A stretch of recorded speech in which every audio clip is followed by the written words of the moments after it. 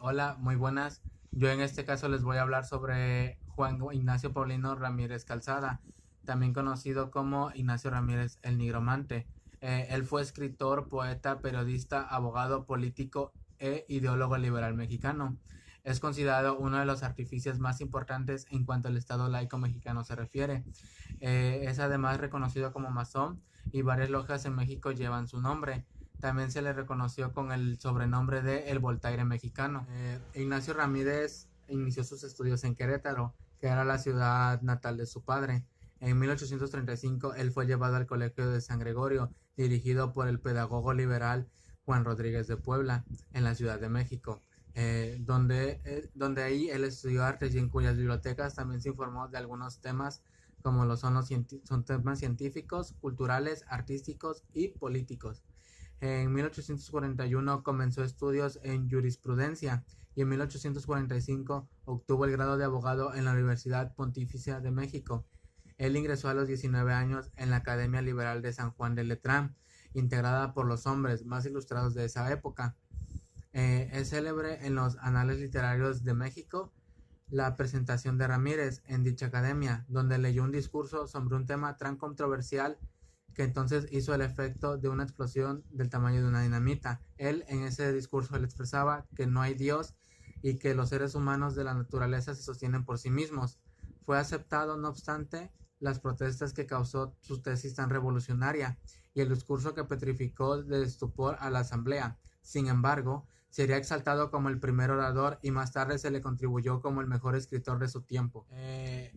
Ignacio Ramírez inició en el periodismo en el año de 1845 al fundar con Guillermo Prieto y Vicente Segura la publicación periódica Don Simplicio, donde él firmaría los artículos con su seudónimo de El Nigromante.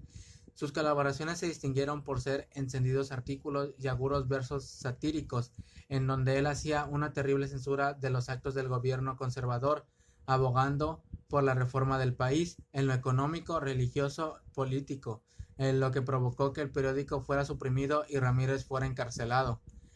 También él fundó el periódico Temis y Deucalión, donde publicó un artículo titulado A los indios, que defendía a los indígenas y pugnaba por su libertad a rebelarse contra la explotación que eran sometidos. Ellos, Ello lo llevó al juicio, pero resultó absuelto gracias a sus artículos editados en el Demócrata, en los cuales defendía su causa. Asimismo, en 1857, en compañía de Alfredo Bablot, fundó el Clamor Progresista, con el que apoyaron la candidatura presidencial de Miguel Herro de Tejada. Bueno, ahora vamos a hablar un poco de su vida política.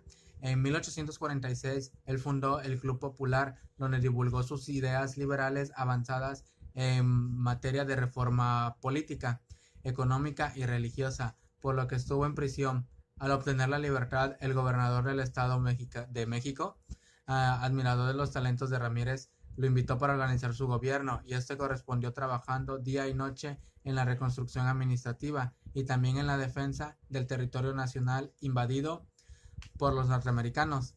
Para predicar con el ejemplo, asistió con el gobernador Francisco Modesto de Alaguibel a la batalla de Padierna y a pesar de los gastos que demandaba la guerra, restableció el Instituto Literario en Toluca, donde, con la República Libre de la invasión, fue catedrático de Derecho y la Literatura, pero a pesar de la irreprochable conducta de Ramírez con su vida íntima, los padres de la familia, alarmados por sus ideas liberales, integraron hasta lograr su separación. Entre fines de 1848 y los principios del año 1849, Ignacio Ramírez fue jefe político de Tlaxcala y regresó posteriormente a Toluca, donde ahí se dedicó a la docencia y al ejercicio de su profesión hasta finales de 1851, cuando se trasladó a Sinaloa, donde ya se encontraba su hermano Miguel Ramírez.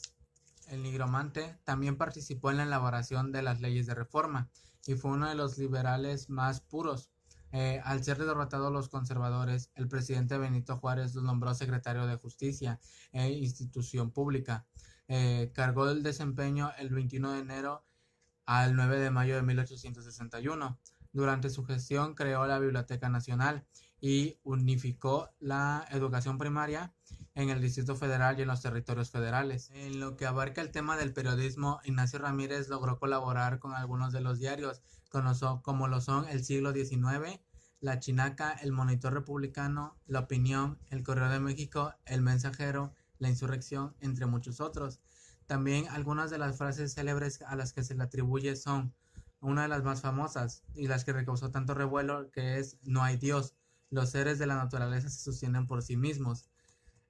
También otra que él dijo fue: "El crimen más grande que puede cometerse contra cualquier ciudadano es negarle una educación que lo emancipe de la miseria y la excomunicación o la excomunión".